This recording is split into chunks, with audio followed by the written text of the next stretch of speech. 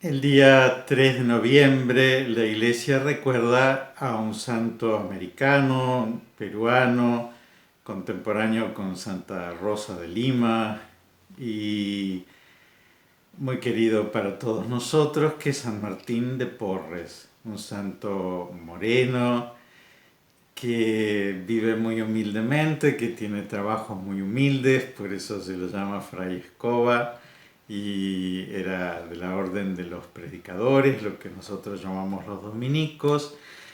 Pero de él quiero contarles algo que se ve en algunos santos, que es esa armonía con la naturaleza, con los animales particularmente, de la cual quiero hablarles y quiero ponerlo a él como ejemplo.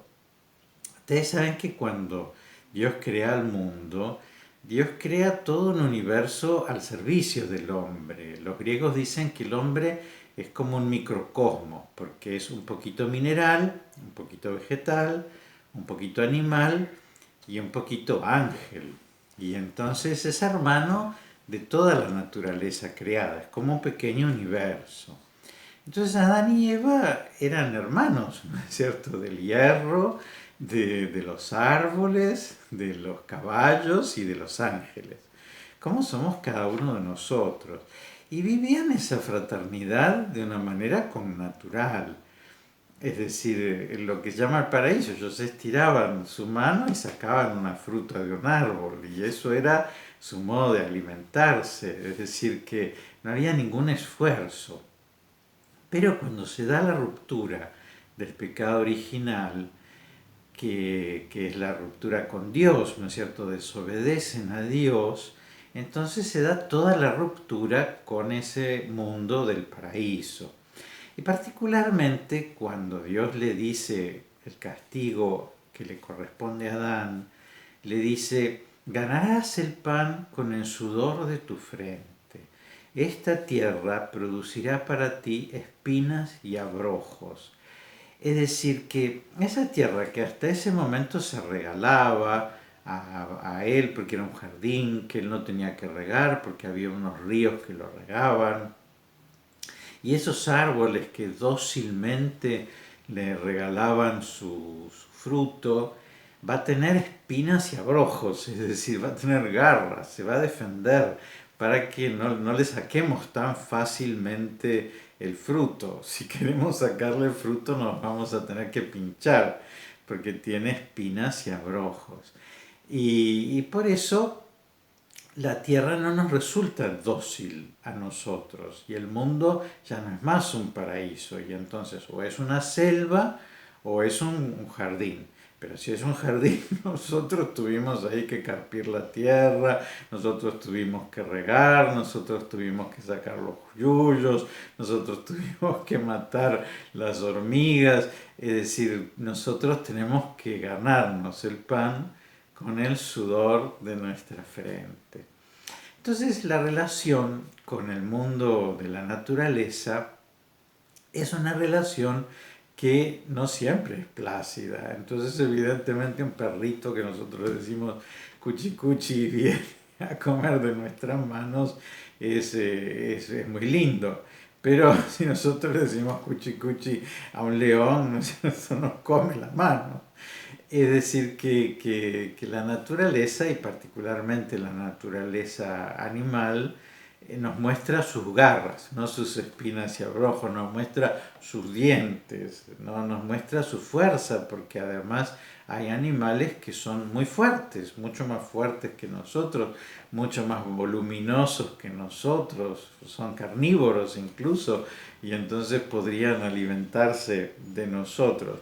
Y entonces, ¿cómo se logra esa reconciliación con la naturaleza? Bueno, ¿qué propone el mundo? El mundo propone, hay que domar la naturaleza, ¿no es cierto? Y entonces hay que agarrar un caballo y domarlo, que corcové, corcové, corcové, hasta que se dé cuenta que yo soy el jefe. Y entonces vamos a domesticar los animales, ¿no es cierto? Vamos a mostrarles, yo soy el que manda y voy a poner un buey a trabajar para mí y voy a poner un toro, ¿no es cierto?, a que reproduzca mis vacas para yo poder tener terneros, pero para eso voy a domesticar ese mundo. En ese sentido quería mostrarles una pintura que es acerca de un personaje muy curioso que tiene la historia de la farándula, por decirles, porque era como un personaje circense, que se llama Isaac van Amburg, que era un hombre que un domador de bestias salvajes, ¿no es cierto? Que para los 1838, una cosa así, él era americano, pero era de familia holandesa, americano norteamericano, ¿no? De Estados Unidos, de familia holandesa, tuvo mucho éxito en Inglaterra, en la Inglaterra de la reina Victoria.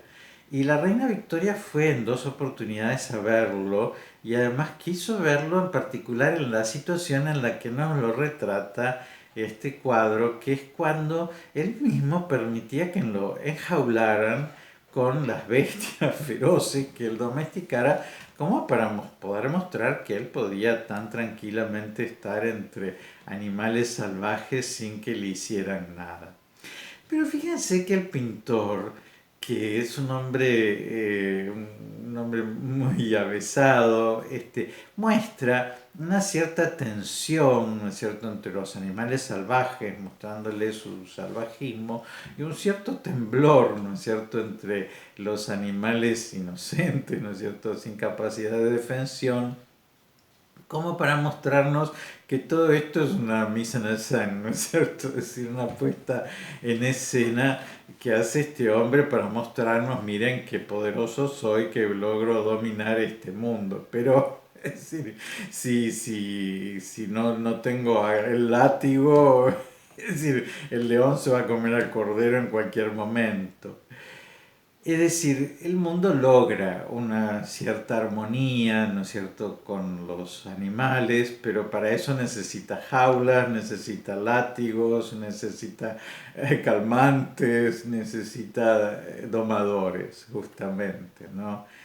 Pero en la historia ha habido domadores espirituales, por decirles, es decir, personas que por alguna razón espiritual a las bestias feroces han logrado domarlas y que se comportaran con ellos de una manera doméstica. ¿Y eso por qué? Porque estaban en armonía con Dios, es decir, no necesitaban rejas ni látigos ni nada como para poder domesticar a esos seres. En el Antiguo Testamento, por ejemplo, cuando se nos habla del profeta Elías, hay un cuervo que le lleva todos los días el pan, ¿no es cierto? Es decir, como si fuese el cocinero que le provee lo necesario para sustento todos los días y no le falta porque el cuervo se preocupa por él, de que lo tenga, pero los cuervos no se dedican a esto. Y más todavía el episodio del profeta Daniel, ¿se acuerdan? Cuando sus enemigos lo calumnian y entonces logran que el rey lo meta en un pozo con unos leones feroces, terribles. Bueno, y los leones están tranquilamente, están al lado de él como si fueran gatitos, ¿no es cierto? Y no le hacen ningún daño. En cambio, cuando el rey se da cuenta de que había sido una calumnia, y lo saca el profeta Daniel y entonces manda al pozo ese a los que lo calumniaron, los leones se los comen en 2 minutos, porque no es que eran mansos, sino que supieron entender que a este no había que mostrarle ni garras, ni dientes, ni colmillos. Jesucristo eh, está visto también como aquel nuevo Adán, ¿no es cierto? Es decir, aquel que va a tener ese perfecto dominio sobre toda la naturaleza, ¿no? Y entonces así como todas las cosas le son dóciles y entonces el agua se convierte en vino delicioso y los panes y los pescados se multiplican y hay una pesca milagrosa, ¿no es cierto? Entonces él es aquel que va a poder estar con el león, con el cordero, con todos los animales, nadie le hará ningún daño, ¿no es cierto? Porque es verdaderamente aquel que ser le va a mostrar sus garras al Creador, aquel que le dio el ser, ¿no es cierto? Y entonces toda la creación va a ponerse de rodillas delante de Jesús, toda la creación va a reconocer, ¿no es cierto?, que Jesús es el Señor, y toda la creación va a ser domada un día, ¿no es cierto?, por el Señor, ¿no? Con la diferencia de que los seres que no son libres, como es el caso de los animales, ¿no es cierto?, le van a ser absolutamente fieles y dóciles a Dios.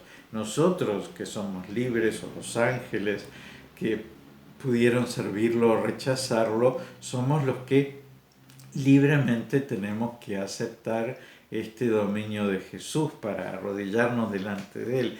Y eso es lo difícil, y eso es lo que muchas veces no hacemos. Pero toda la creación se va a postrar delante de Jesús.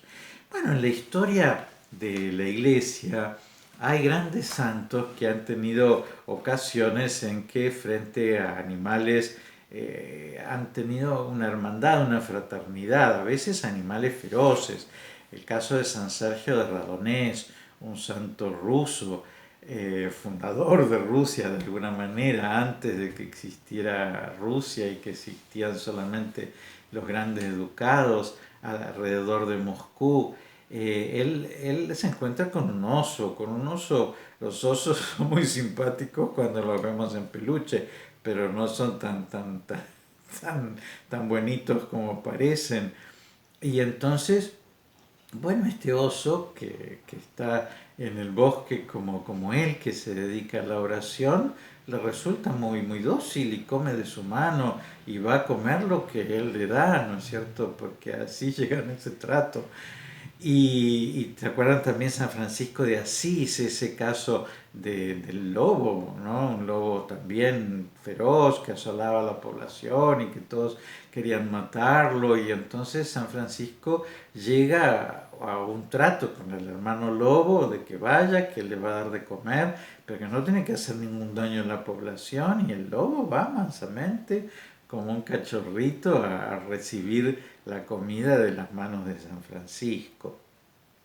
Y también se acuerdan ustedes de San Antonio de Padua, que él en un momento no es escuchado por los hombres, y entonces dice, bueno, entonces me van a escuchar los peces. Y entonces empieza a hablarle a los peces en el mar, y los peces sacan la cabecita para escuchar las palabras en las cuales les hablaba a ellos de Dios, tan encantados, ¿no es cierto? Porque son dóciles. La naturaleza se pone dócil frente a la gente santa, porque encuentran que no tienen que defenderse de ellos, porque no les van a hacer ningún daño. Y vieron que a los apóstoles les dio ese poder, ¿no es cierto?, de caminar sobre áspides y serpientes, ¿no es cierto?, y no les harán ningún daño, ¿no? Porque evidentemente la gracia de Dios, cuando habita en una persona, la protege de tantos males que pueden causarle estos seres que son feroces si se tienen que defender de nosotros, pero que si no se tienen que defender de nosotros son muy mansitos. Y de hecho así está visto la vida eterna, ¿no? Que va a estar el león al lado del cordero, y que el niño va a jugar junto a la cueva de la serpiente y no le va a hacer ningún daño, porque así van a ser los tiempos mesiánicos, cuando Jesucristo reine sobre vivos y muertos. La creación va a volver a esa armonía original. Bueno, pero entonces quería contarles unas poquitas anécdotas de San Martín de Porres con respecto a los animales. Y dice que en una ocasión los mosquitos le hacían muchas heridas al momento de picarlo.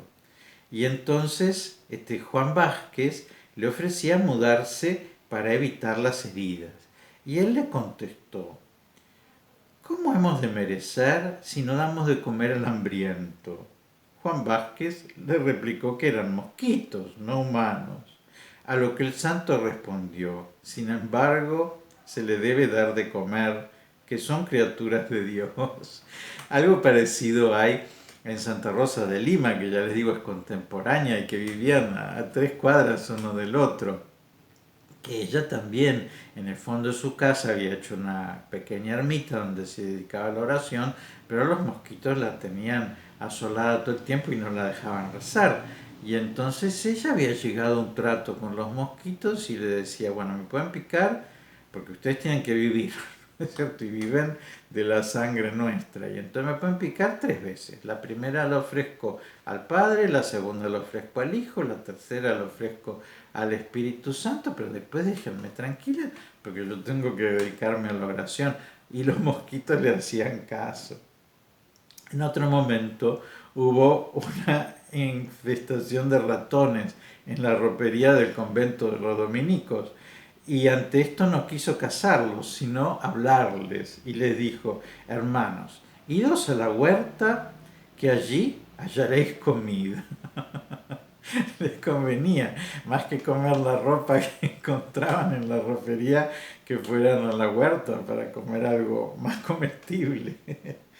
Y dice: inmediatamente los ratones obedecían y se retiraban del ropero. Sin embargo, si alguno volvía, lo tomaba de la cola y lo llevaba fuera del cuarto diciéndole: vete donde no hagas mal.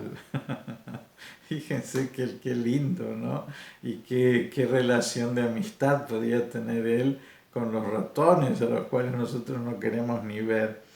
Y después, por último, una anécdota que es la que más se cuenta, ¿no es cierto? Que es que él logró que comieran de un mismo plato un perro, un gato y un ratón, ¿no es cierto? Y que los tres comieran lo suyo, ¿no es cierto? Sin hacerse daño uno a otro. Y este fue el sentido de la reconciliación de lo irreconciliable, ¿no es cierto? Así como decimos, como perro y gato nos llevamos, bueno, él logró que el perro, el gato y el ratón pudieran comer plácidamente del mismo plato delante suyo, porque evidentemente era un hombre que vivía en armonía con Dios y por eso también podía vivir en armonía con los animales. Bueno, espero que todo esto les sirva para desear la santidad, porque qué lindo es cuando el hombre logra volver a ese estado en el cual fue soñado por Dios. Dios no soñó la guerra, ni soñó todas estas cosas dolorosas de peleas o de competencias o de comernos unos a los otros mal, ¿no es cierto? Sino que Él soñó bien las cosas, somos hermanos realmente y algunas veces no actuamos como tales porque nos hemos olvidado que tenemos un mismo Padre.